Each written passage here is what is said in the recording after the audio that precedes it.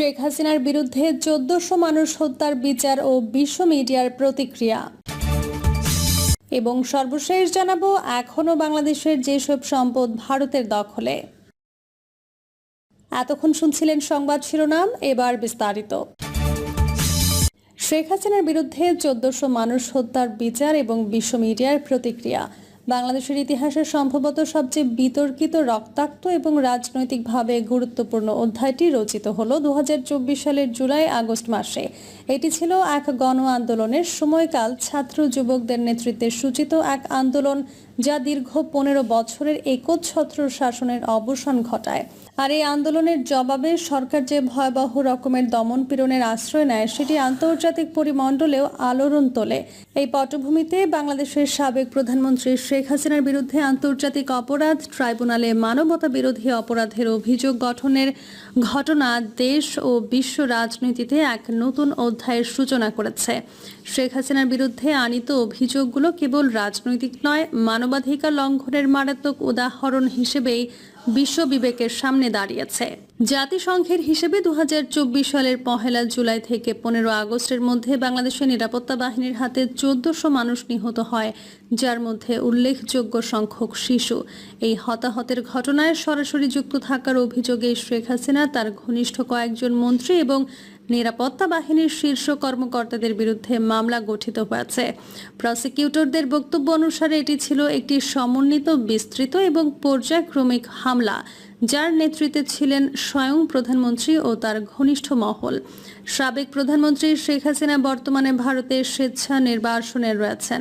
যদিও তিনি এই মামলাকে রাজনৈতিক উদ্দেশ্য প্রণোদিত বলে অভিহিত করে প্রত্যাখ্যান করেছেন, তবে ট্রাইব্যুনালের অভিযোগপত্রে তার বিরুদ্ধে ৫টি গুরুতর অভিযোগ আনা হয়েছে: গণহত্যায় প্ররোচনা, উস্কানির সহযোগিতার ষড়যন্ত্র এবং গণহত্যা রোধে ব্যর্থতা।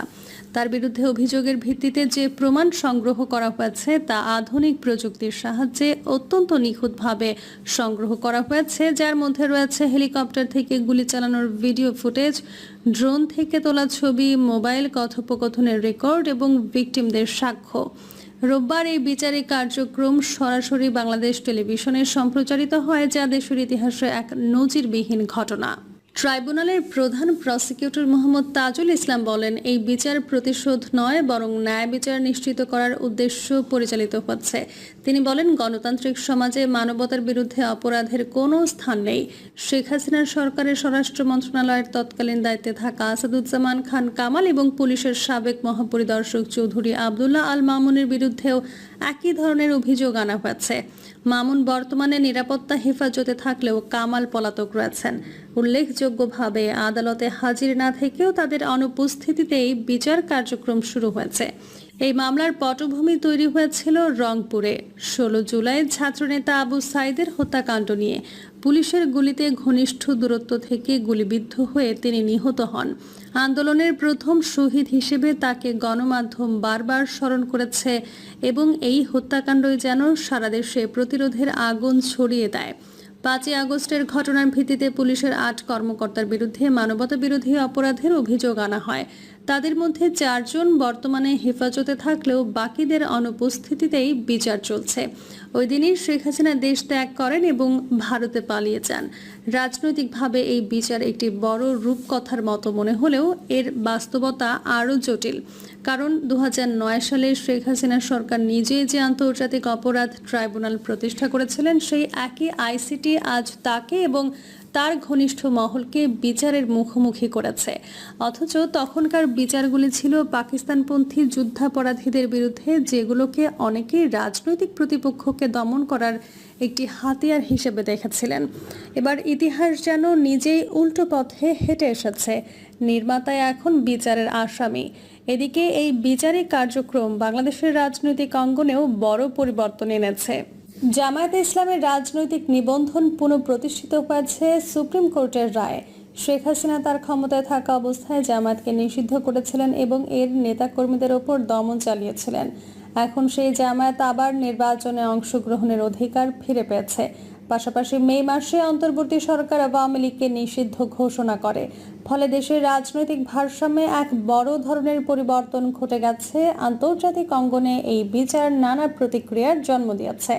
ফ্রান্সের বার্তা সংস্থা এএফপি, কাতারের আল জাজিরা, ভারতের ক্রোল, যুক্তরাষ্ট্রের হিউম্যান রাইটস ওয়াচ সহ নানা আন্তর্জাতিক সংস্থা এবং সংবাদ মাধ্যম বিষয়টি নিবিড়ভাবে পর্যবেক্ষণ করছে।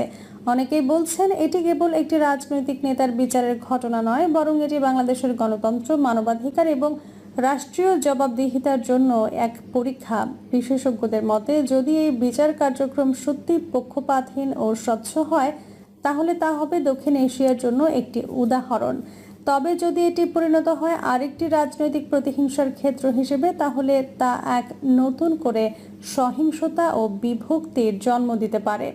বর্তমান অন্তর্বর্তী সরকার ঘোষণা করেছে 2026 সালের জুনের মধ্যেই জাতীয় নির্বাচন অনুষ্ঠিত হবে। এর মধ্যেই তারা দেশকে একটি স্থিতিশীল পথে ফেরত আনতে চায়। তবে সেটি কতটা সম্ভব হবে তা অনেকাংশে নির্ভর করছে শেখ হাসিনার বিচারিক কার্যক্রম, আন্দোলনের স্বরূপ এবং রাজনৈতিক দলগুলোর পারস্পরিক সহাবস্থানের ওপর। এই বিচার কেবল এক ব্যক্তির বিরুদ্ধে নয়, এটি যেন এক দীর্ঘ সময় ধরে চলা ক্ষমতার দম্ভ, দমনপীড়ন এবং জবাবদিহিতার বিরুদ্ধে দেশের গণমানুষের এক প্রতিরোধ, এবং সেই প্রতিরোধের ফলাফল কি দাঁড়াবে তা নির্ধারণ করবে বাংলাদেশের আগামী ইতিহাস। এখনও বাংলাদেশের যেসব সম্পদ ভারতের দখলে, বাংলাদেশের উত্তর সীমান্তে জমি হারানোর এক নীরব যুদ্ধ চলছে বছরের পর বছর। পঞ্চগড় জেলার সদর, তেঁতুলিয়া এবং বোদা উপজেলায় বিস্তীর্ণ জমি এখন ভারতের দখলে। প্রায় 330 একরের বেশি জমি অমীমাংসিত হিসেবে দীর্ঘদিন ধরে ব্যবহার করেছে ভারত, যেখানে তারা স্থাপন করেছে সীমান্ত পিলার, কাঁটাতারের বেড়া, এমনকি তৈরি করেছে চা বাগান। এই জমিগুলো বাংলাদেশের ভূখণ্ডে হলেও প্রশাসনিকভাবে এখনও তাদের মালিকানা পুনর্দাবি করা যায়নি।